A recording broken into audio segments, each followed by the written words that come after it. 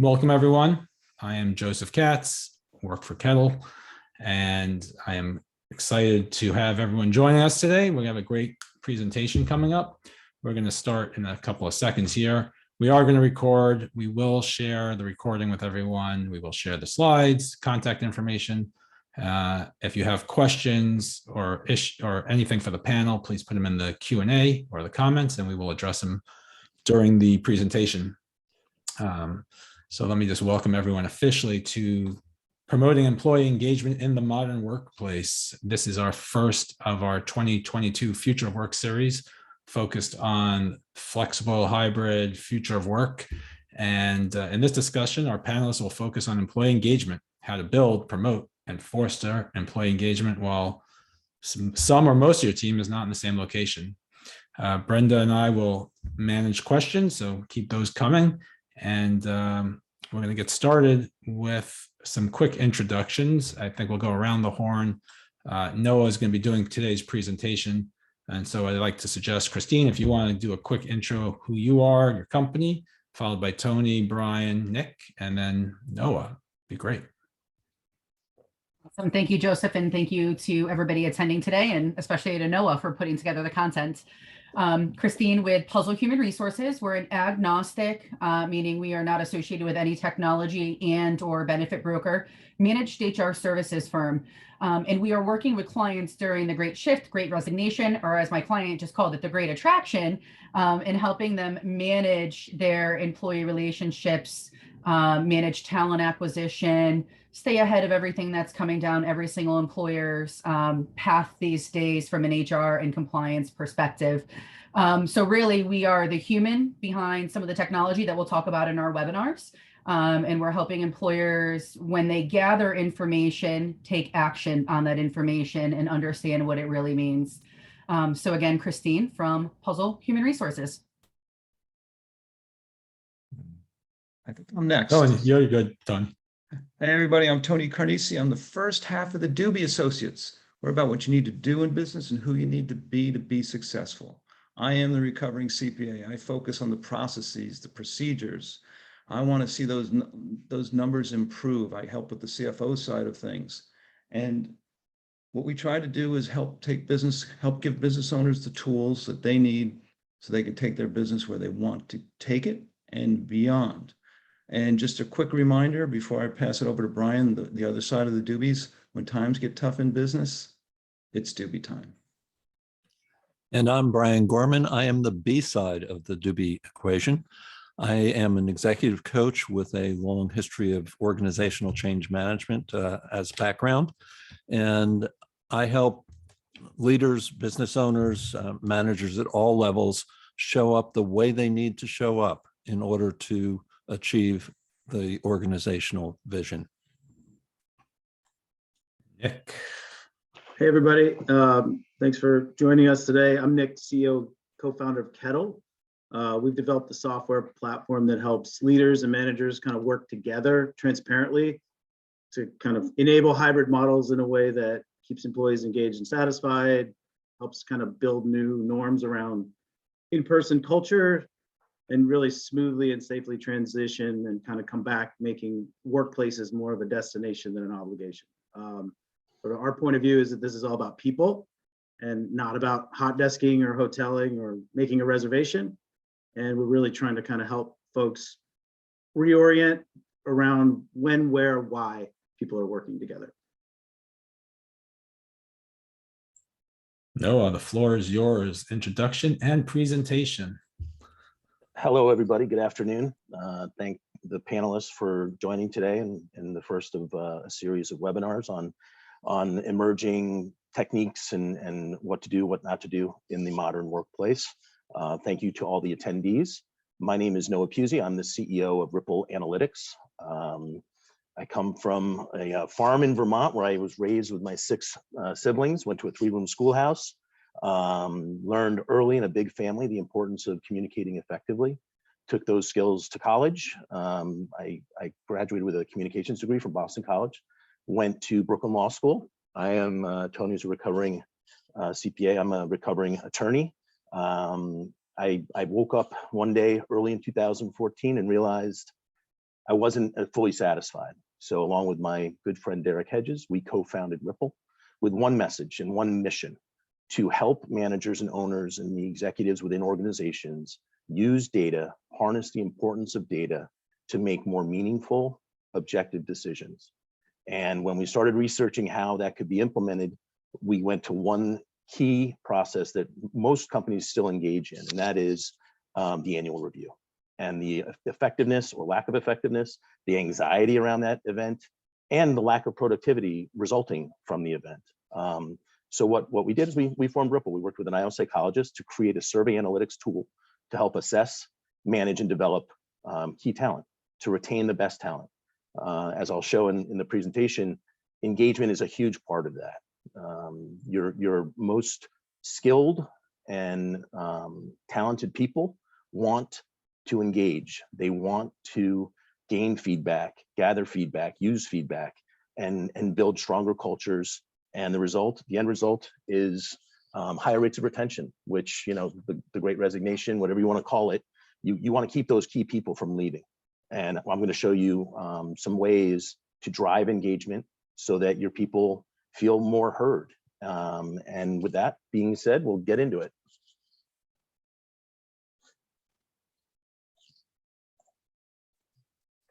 Just sharing my screen. So this is where we're at. Promoting employee engagement in the modern workplace. We have the ability to see the importance of engagement through our acts. I'm not able to go to the next screen for some reason. There we go. Remote work. We've been dealing with it for 22 months, but really remote work started back in the 70s when the US government allowed certain employees to work remotely. They realized that the gas crisis benefited the work from home, but really only a small percentage could actually do their work from home. Technology didn't really allow for it. As recently as 2018, just over 5% of the workforce was working from home. Now, obviously, we know what happened in March of 2020, the COVID lockdowns. The traditional work model was believed to never go back to what it was pre-March 2020. And as we've all discussed in various discussions, the traditional approach to any model is there to be upended a little bit every now and then. Obviously, it wasn't planned in March of 2020, but a lot of companies were able to pivot using technology to allow working from home to be a reality. One of the key components to working from home that kind of shattered a lot of the paranoid beliefs of older management and older executives and owners was that employees would be less productive working from home. In fact, 70% of employees worked as much, if not more, hours during COVID, and that trend continues to remain today. And then when you talk about productivity, over 87% maintained or increased productivity during COVID. That blows the doors off of that common misperception that if you allowed your 30, 35, 25, 40-year-old employees to work from home, they'd be sitting around in their pajamas eating cereal all day. That just wasn't the case. In fact, there's a very real concern that COVID has created this nonstop approach to productivity, where you're not your typical employee is not following the 9 to 5, 9 to 6 work day, and that can be damaging. And there's a lot of anticipation about the eventual burnout that will likely occur because of the increased productivity. So we're going to go through some key components to promoting employee engagement and how more than ever engagement is important to organizational success. And that success is viewed from a lot of different vantage points. Productivity, obviously, culture, and retention are the three core components and goals driving employee engagement. So let's talk about what disengagement is so we can appreciate what engagement is. According to Webster's, it's to release or detach oneself, to withdraw. Well, if you work on an island, you're fine. If you don't have any interaction with other people, you're fine. There are not a lot of jobs or employees on this earth that don't include some human interaction. To understand how different people react to different settings, it's important to understand that everyone's different. And some people thrive working remotely and some people don't. And as managers and owners, It's important to recognize the people within your employee base that are equipped psychologically, not just in your traditional ways of looking at how skilled an employee is, but really getting into the mindset, you know, and who can work alone or work remotely, and who needs the structure of the in-office experience. Disengagement and active disengagement. Passively and actively disengaged employees the numbers are staggering. You have 49% of passively disengaged and 15% actively disengaged. Actively disengaged people. 15 out of 100 employees are actively disengaged, meaning they do not want to be engaged. There are the numbers. I mean, it's staggering. You look at any company that has 51% of their employees in an active or passively disengaged state. You know, even if you move that number a tick, you get 5% less. You're going to be a lot more productive.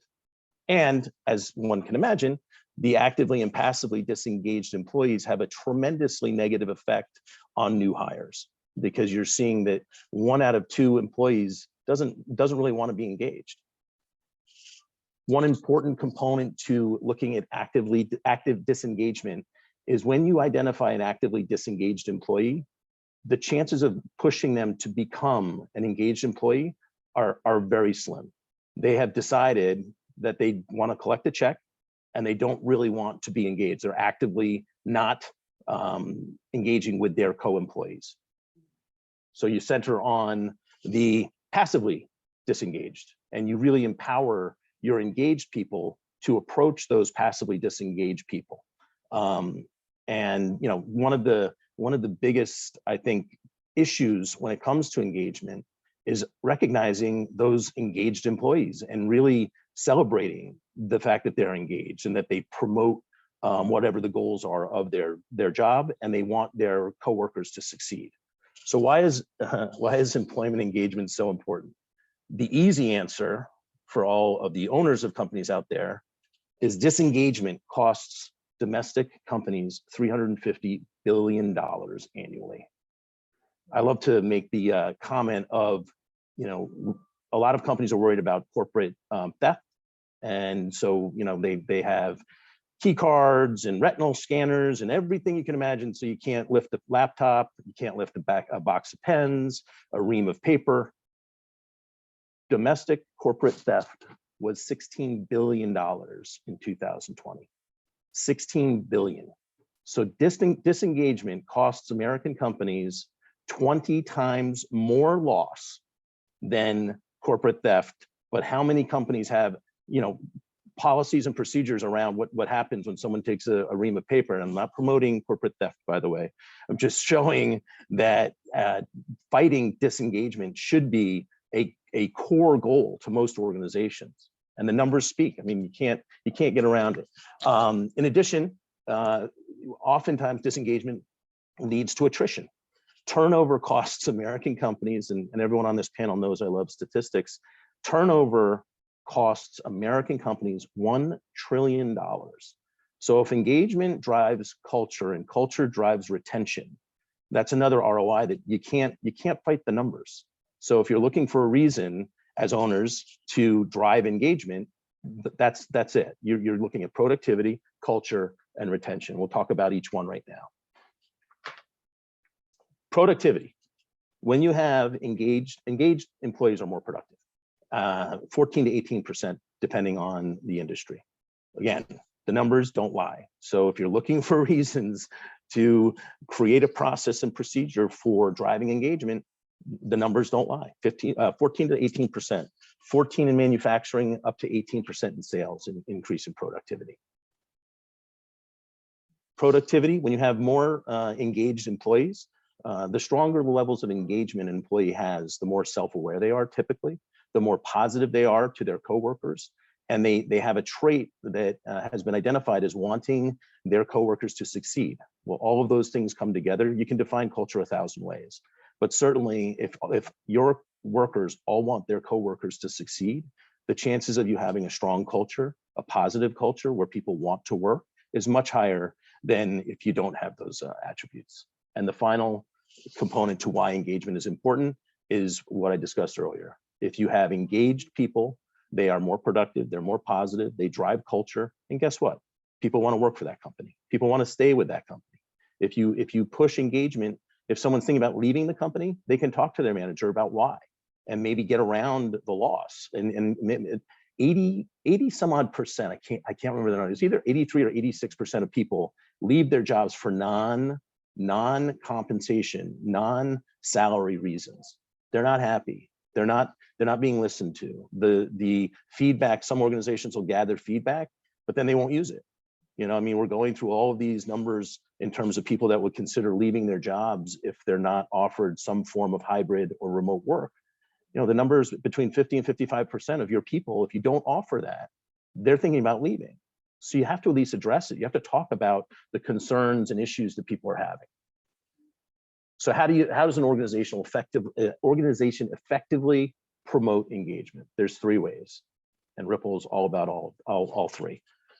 Feedback, constant loop of feedback. Get information, get data. Data is king, queen. Data is critical to organizational success, because when you gather data, you are then empowered as a manager, owner, executive to use and incorporate the data and the feedback. It's worse to gather data and not use it than to not gather it at all. So if you're sending an organizational message to your co-workers and employees, you can't not use the information they eventually give you. You have to have meetings. You have to implement that data into goals and policy decisions. And the last part of feedback is you should have a self-reflection or self-awareness component where you give yourself feedback. Ripple has a self-survey that you take, and you actually answer the questions your colleagues are answering about you, about yourself, so that you can see what your level of self-awareness is. We're a 1 to 5 scale, 1 never, 5 always. If you're giving yourselves 3s in one personality trait and your colleagues are giving you 4s, why don't you see yourself the way your colleagues see you, and address that? Because if you're not self-aware and you have an overinflated or underinflated sense of who you are in the workplace, that can be problematic and hurt levels of engagement. Remote work. The second way to drive engagement is to embrace remote work. You're fighting, you know, organizational leaders are fighting in certain industries, but often on organization by organization basis, this concept of working from home. I showed the numbers earlier. Productivity levels are higher. People are working more hours. Not just productivity levels are higher. I mean, they're staggering. People are working as much, if not more, 87%. So don't worry about productivity. And as you embrace it, that's another way of showing your employees that you understand trends, you understand what people want, and you're willing to change your model to address it. Embrace work-life balance. Wellness is huge, and wellness is the wave that's going to hit soon in terms of balancing. I talked about it again earlier, having that 9 to 5 structure, but also knowing at 5:30, 6 o'clock, you can close your laptop and go for a walk or go to a movie or watch a movie, I guess. And then you also want to create positive and sustainable routines. You want that structure so people understand you're not required to work Saturdays and Sundays. Are there projects that you're occasionally going to have to work on a Saturday or Sunday? Sure, but that shouldn't be the norm. And I would argue from a productivity perspective, if you're having 87% work or 70% work as many, if not more hours, you might want to look at what their job functions are and how to make it more dynamic and effective. And the last is giving ongoing help.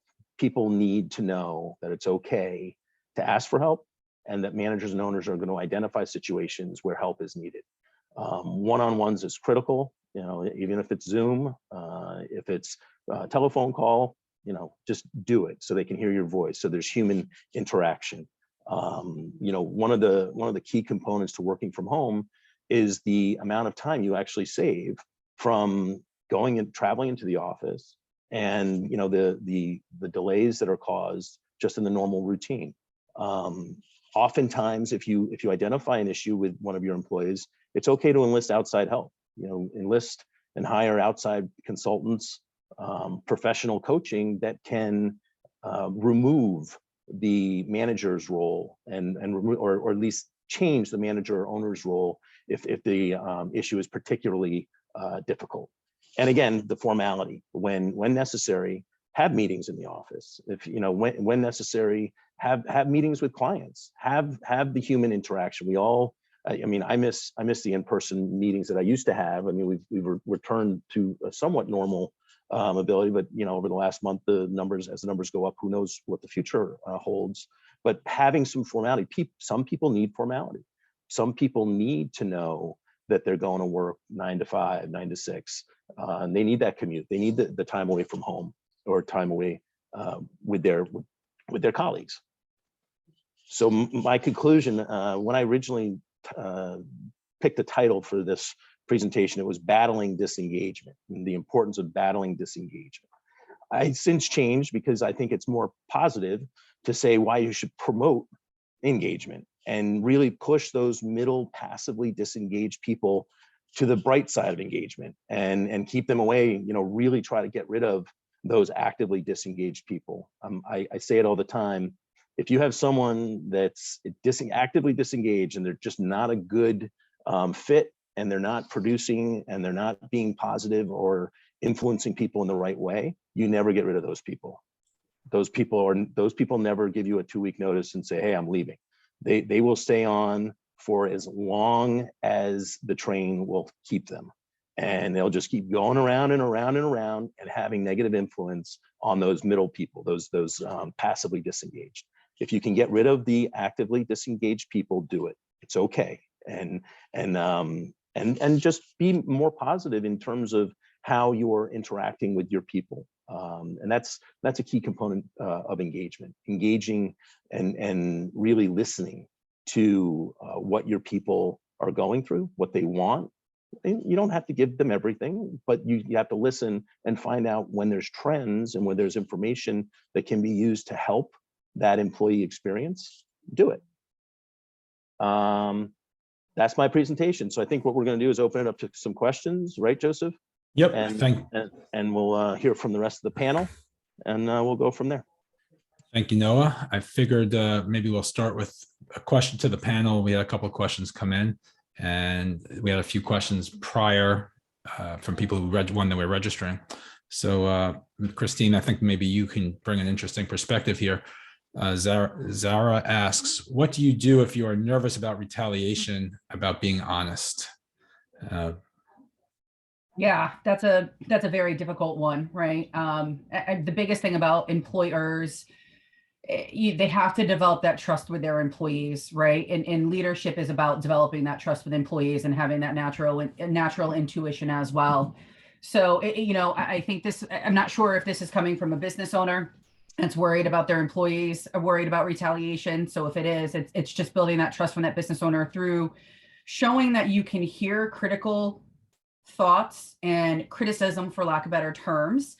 You address it and you come up with solutions that are effective and impactful, right? It's really about that trust. It's about showing that you care and that you hear the employees. And I think one of the words that we talked about on one of the panels that we were on together, right, during this time frame, especially of engagement, when everybody's going through so many different things, is coming from a leadership position that shows empathy towards whatever their employees are going through during this stage. If you yourself are the one that's worried about retaliation, and this is not from a business leader, perhaps you can speak with or engage with a superior, a manager, a leader in your organization that might not be your direct report. And then, of course, from a Puzzle HR perspective, this is actually one of the reasons why a ton of clients engage in our services, is they want a third party to field some questions, concerns from their employees without it going to management first. So we can be that first layer that's a third party unbiased approach, and then put in place plans to work with leadership to resolve whatever the concern might be. So there's, if you're the employee and you don't have somebody like a Puzzle HR, reach out to somebody in the organization that you feel that you can confide in. If you're the leader, right, of the organization, show empathy and, maybe a little bit of coaching on how to take some of these criticisms and then how we act upon and make some changes in the organization or behaviors. And then obviously, there are solutions out there like Puzzle HR. So we're not really promoting our services today, but that we see a trend in the world of HR where third parties, ombudsman type services, Puzzle HR services, they're growing in usage among businesses so that employers can get true feedback.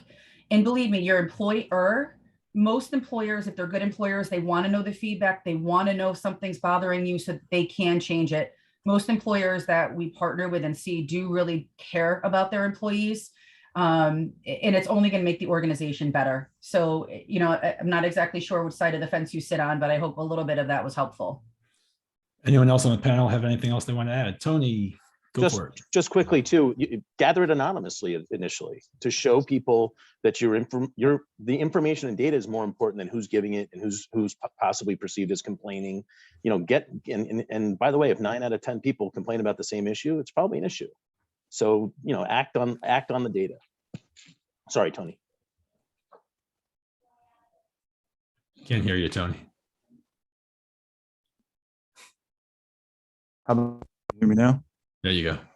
Okay. From an employer's standpoint, you have to ask yourself the question, and Noah brought this up in self-reflection as a manager. Do you have a safe space for your employees to give you that feedback? That's a very vital question you need to ask if you are the person in charge. Is it safe for your employees to give you that feedback? That's all I got. Okay, thank you.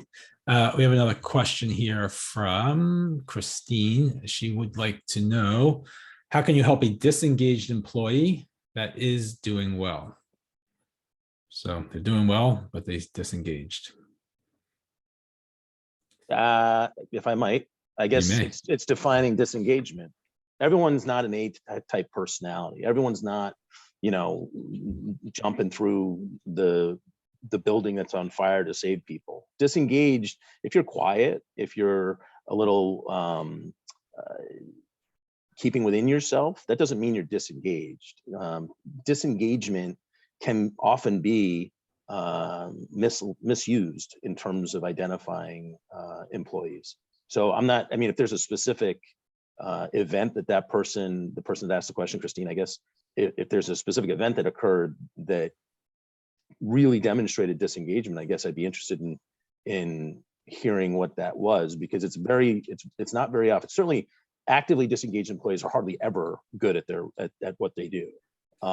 So it'd be interesting to hear more about the employee. All right, and Christine, you can reach out to Noah one-on-one after this. We'll share all the information, so Yep. Definitely talk more in detail. If I just have one point, I think it's really interesting because, I come from a large corporate environment where there were a lot of social activities, and this was pre-COVID, right? And even during COVID, right? When we started seeing COVID, there were a lot of like, let's have a cocktail, let's wine, let's dine, let's do a tasting. And, of course we want to include everybody, but I think sometimes, and this is a little bit to Noah's point, understanding what true disengagement looks like for your organization and that person. Sometimes people are not able to participate in certain activities because of religious beliefs, after school issues with children, caretaking for elderly family members. So again, not knowing the context, but just, coming from the HR mindset, understanding what might be causing some of the disengagement. Because as Noah said, employees that are doing their work really well, again, they might just have some other things going on which might not want to make them or allow them to participate in certain social activities. And again, I'm not saying that this is all social, but at the end of the day, the performance and productivity of the employee doing their job is what will help everybody generate revenue and keep the business doors open. So just a little asterisk there. So Noah, you highlighted a lot of the cost savings, some of the benefits, potential opportunity to improve the business function. Nick, I know you and I have spoken to lots of HR folks in the last year and a half. What trends do you see around creating corporate roles to focus on engagement? Yeah, I mean, we're all now aware of the Great Resignation, where we have 4 million people every month leaving their job. A lot of those people are actually middle managers who are overburdened and already were bearing a brunt of a lot of work, and now they're kind of being tasked with and go figure out how to manage engagement and make whether the workplace or the culture more attractive to people. LinkedIn announced recently that in the month of December, there were 10,000 new jobs created exclusively around engagement. And a lot of that's, oriented towards dealing with hybrid work and kind of reassembling the pieces of work models. But I think it's really fascinating that that many new jobs were created with this as kind of a top of mind consideration. And we define, so we're less in the HR side of engagement, but for us and what we're trying to enable is activities together, like Christine was saying, in terms of gathering with intention, working shoulder to shoulder with intention with the people that you need to be with, because a lot of our research has led to is a lot of the why behind being back in an office or being in workspace with people as viewed through the lens of engagement is really about being around people and being around the people you want, whether that's your boss, a mentor, someone you're socially friends with, or just your team and you want to kind of be shoulder to shoulder. So there's a lot of overlap kind of between those two ideas. Cool. 10,000. Gallup says that you always have to have a best friend at work, right? And it helps promote engagement and it helps promote retention. So to that point, Nick, having that friend there is really important. And it's proven studies that having a best friend at work does help retention in the long run. So 10,000 open jobs. The next question is actually about the hiring process. It was an anonymous question. Feedback is critical to engagement. Can you discuss the importance of the hiring process related to hindering or promoting engagement? Who would like to tackle that one? I want to jump in on that one with one thought, and I'm certainly not as knowledgeable around hiring as Christine is. But the one question that I advise every one of my clients at any level of the organization to ask is, what gets you up in the morning and excited to go to work? Because if you know that and you can align what you're expecting out of that potential new hire or out of the employees that you now have, they are going to be engaged. They are going to be productive. They are going to be committed to quality work. They are going to remain with the organization. Yeah, that purpose and that connection is extremely, extremely important, Brian. As far as onboarding is concerned, it is imperative within 90 days, an employee knows whether or not they're going to want to stay with an organization for long-term or short-term. We are seeing an uptick in employers understanding, right, the onboarding process of an employee is bringing them into the organization, but orientation really, as well as what we need to start to talk about, right? Orientation is not a point in time, it is a process. So we often think about orientation being right within that first 90 days, but it could last up to a year, depending upon what type of job this person's in, depending upon what type of level of experience they have, depending upon your culture. So it is extremely critical to have a set operating procedure when you're onboarding and orientating employees into the organization, and pair them up, right, with a peer, not just a leader in the organization, pair them up with a peer that they could talk to one-on-one, that they can have lunch with. Send the peer and that employee a $10 Starbucks gift card to grab coffee once a week, right? If they're virtual, or even if they're face-to-face, get them out of the office talking. Make sure that the direct report is checking in with that particular employee during the orientation program. And if they are not necessarily living up to par, that we're addressing those concerns early so that everybody's on the same page and we're not 6 months in saying, wow, we've all just wasted a ton of time and resources, right? So it's important to have honest conversations about how an employee is doing during the orientation period and provide constant and consistent feedback. So orientation today is more important, right? There's no longer a stigma around job hopping per se, right? There is not this stigma where if you leave one job today and you decide that they're not a fit, that you're not going to get hired or looked at on your resume because 6 months ago you were somewhere else. So that's gone away. So employees are more empowered to go to the employer that's going to make them feel connected to their job. So it's a really great question, and definitely, I think almost every single one of my clients is developing an SOP where they thought that they had a process, but they really didn't once we started engaging in those conversations. Oh yeah, we know how to onboard an employee. My payroll company does that. My benefit company does that, but they're not getting true to the employee culture, the management style, and getting that employee acclimated. So great discussion and great point for whoever asked that anonymously. And I don't know if anybody else wants to weigh in. There's also, and there has to be an appreciation for generational workforce philosophies. 59% of the domestic workforce is comprised of millennials and Gen Zers. 50% of that portion of the workforce will change jobs every 2.5 years. So, I mean, I used to hire for a law firm I helped manage years ago, and it would be the first round of interviews and the second round of interviews and the third round, the final interview, and over a course of 5-6 weeks. I mean, if half of those people, if they're under 40 years old, are going to leave in 2.5 years, I think there's a stigma around hiring the wrong person, and it's more important to hire the right person that you think you're supposed to hire, and then if you identify problems, to address them quickly. So Noah, that's there was a question about generational gaps that came in with the registration data. Can you discuss how different generations of the workforce view the importance or lack of importance of engagement? Yeah, there's four categories. There's the boomers, there's the Gen Xers, the millennials, and the Gen Zers, right? So boomers generally don't know how to apply data, the feedback. They've attended this webinar, they probably attended other webinars, read a couple white papers on the importance of feedback, but they weren't raised on feedback. My generation, we understand the importance of feedback, but we were raised and we learned from boomers for the most part. So you know, and then the millennials and the Gen Zers, they expect feedback. So if you're not getting feedback from them and implementing solutions based on that data, you're getting one out of two that changes jobs every 2.5 years. Anyone else have a different thought on that? All right, I have a couple more questions here, so that's fine. We have Peter asked a question about, it sounds like he's an office coordinator.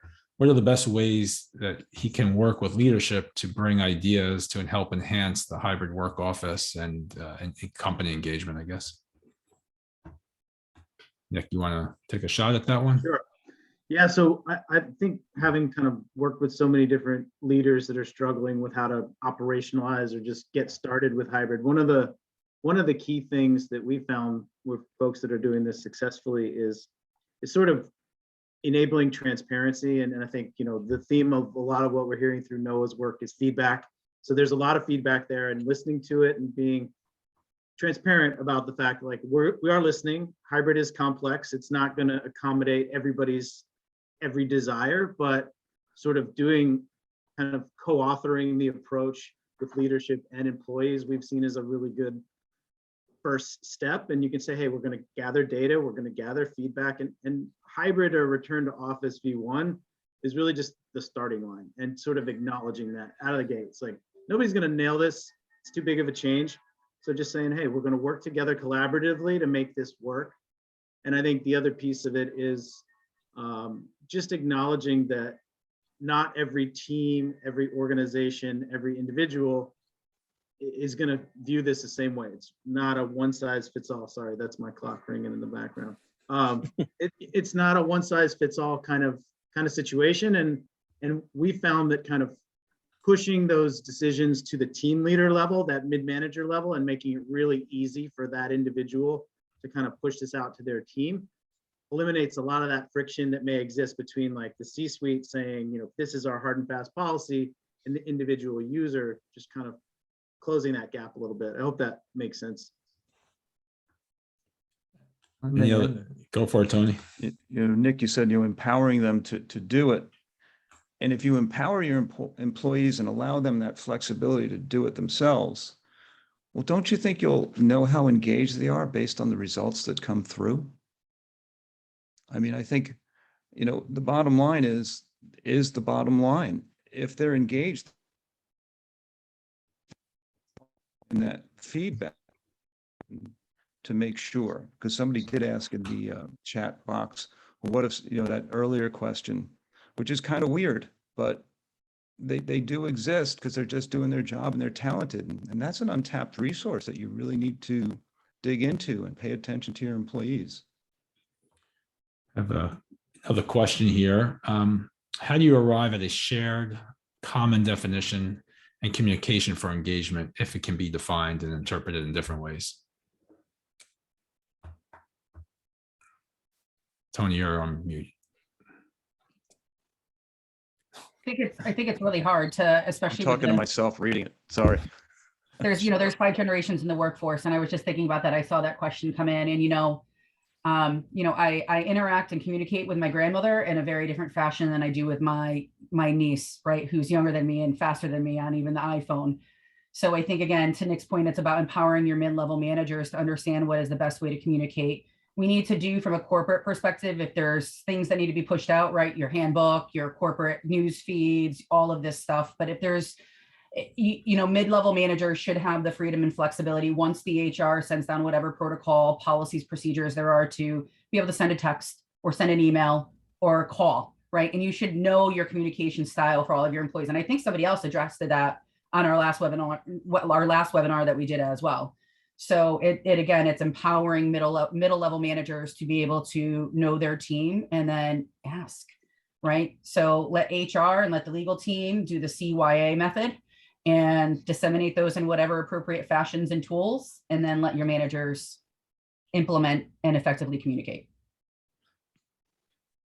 So this question to me seems it raises another question. How effective are team happy hours and outside work activities? So that question to me actually says, is culture and engagement the same thing?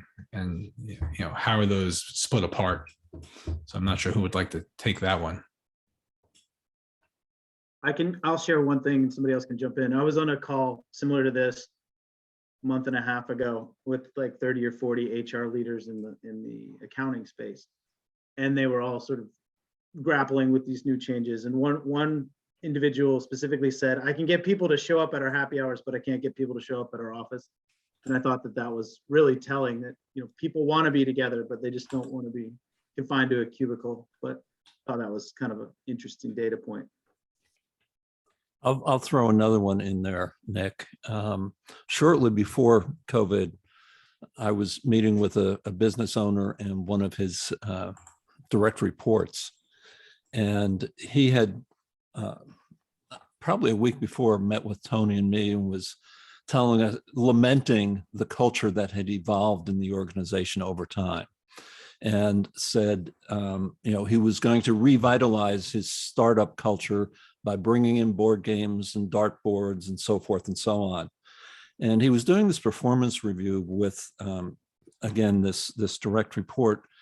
And I don't remember the question he asked her. And she looked at him and she said, do you think I come to work to play board games and throw darts? Yeah. Yeah, culture is not about beanbag chairs and foosball tables. I mean, it might be a result. Those things might be a result of culture. But if you think you can throw a video game in the conference room and create culture instantly,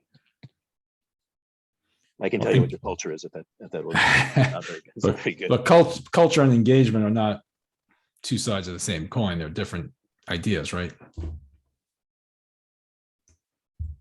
Yeah, I mean, I believe engagement, right? If you have a great culture and your employees are connected to the organization, connected to your mission.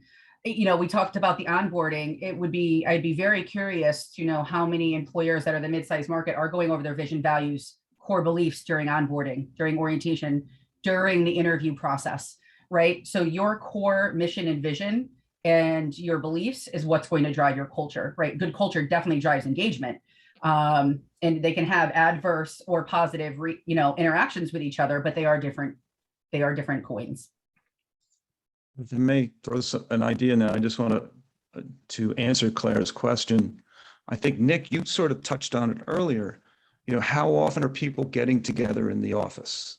If they're not getting into the office often, and the relationships are starting to melt, then those outside activities become more important. I think that engaging people at a level from a remote standpoint takes different skills, and sometimes you just need the real thing, and that's helpful too. And so, in answer to your question, Claire, it is important depending on how often are your people getting together in the office, and you have to gauge their commitment to one another and where they are. It's not easy, but you have to stay on top of that, and that's where the questions come in.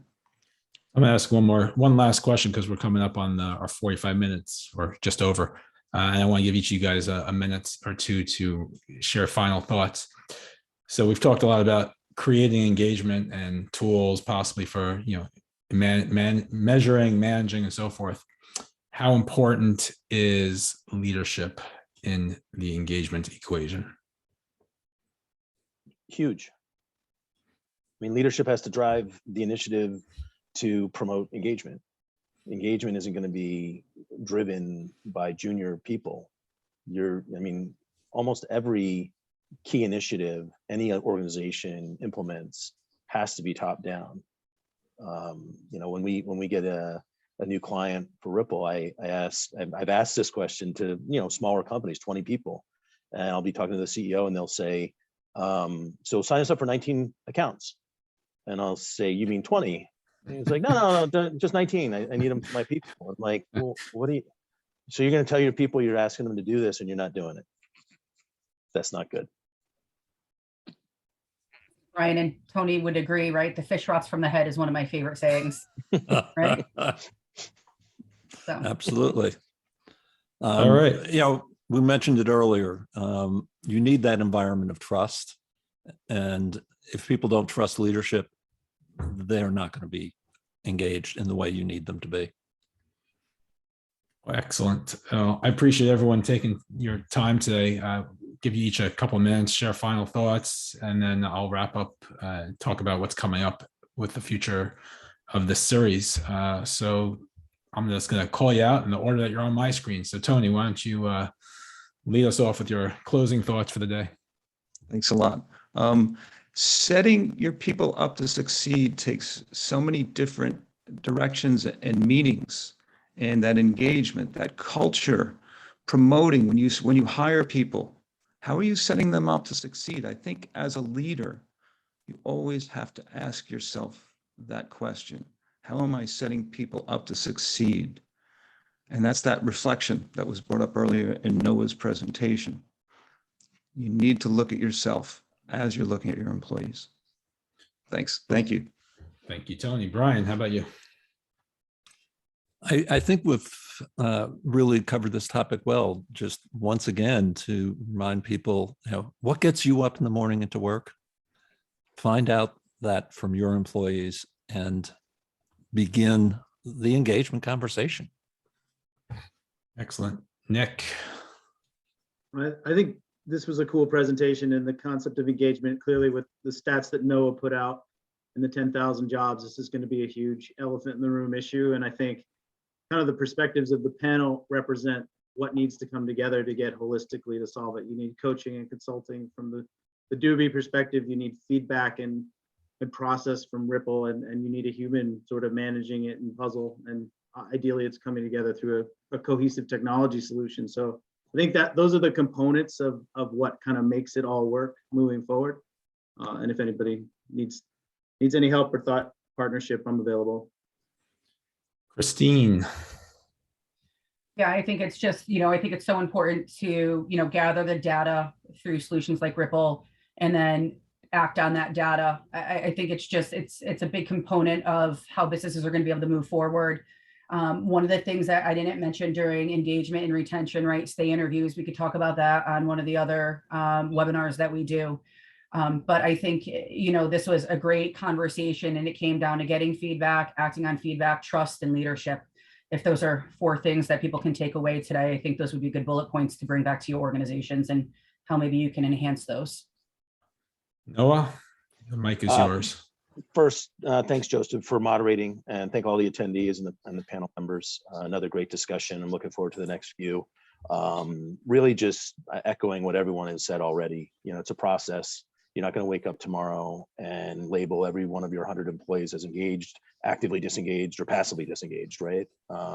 But be aware of it and be aware of the importance. I mean, there's real value in the ROI and the numbers I discussed, but there's also the concept of wanting your people to be happy working for you and with you. And that's what culture is. If that's top down, because if you want your people to be happy, the chances are that environment is different than the person that just wants you to do your work, put your head down, and don't complain. Well, big, huge thank you to the panel and Noah for all your preparation and everyone's knowledge. I want to give Brenda a shout out for her help on the technical aspects here. And for everyone for joining us today. It was a great conversation. We appreciate the questions and your attention. So we have for the next 3 weeks, every Wednesday at 2 o'clock, we will have another event. Different panelists will take the mic for the first half and then answer questions on those topics. So we have Nick coming up next week. It'll be focused on the discussion around the office as a purpose-driven destination, followed by Tony and Brian, who will discuss winning in the Great Resignation, working for jerks versus enlightened management. And then Christine will bring us home with a discussion of what does HR look like in 2022 for the modern employer.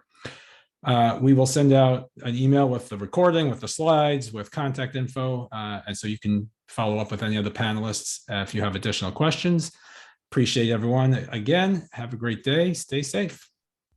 Thanks, everyone. Thank you.